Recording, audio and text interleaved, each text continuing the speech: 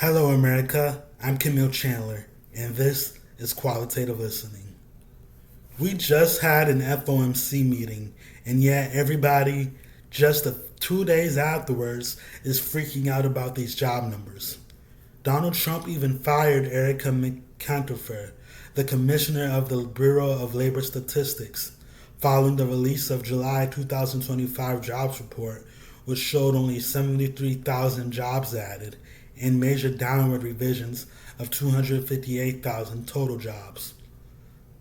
Donald Trump should be celebrating these job numbers because it makes him more likely to force the Federal Reserve to give him the interest rate cuts he wants.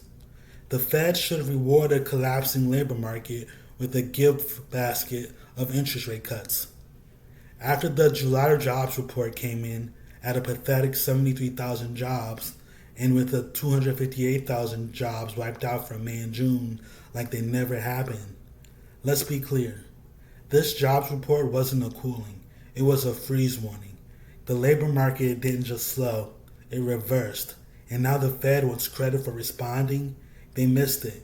They let inflation paranoia hijack monetary policy even as wage growth settled below 4%.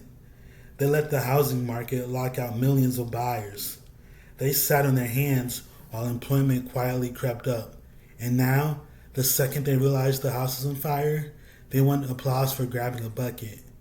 If the Fed cuts rates now, it's not because they're proactive, it's because they're finally cornered. It's damage control. They misread the economy, let lagging indicators drive policy, and ignored the silent pain in the job market until it screamed loud enough to rattle Wall Street. Now, you don't get a standing ovation for pulling the parachute after the engine failed. The Fed needs to own the lag, stop pretending it's 2022, and get serious about stabilizing the real economy, not just markets or forward guidance talking points. Alright, that's the show, folks. Thanks for listening to Qualitative Listening.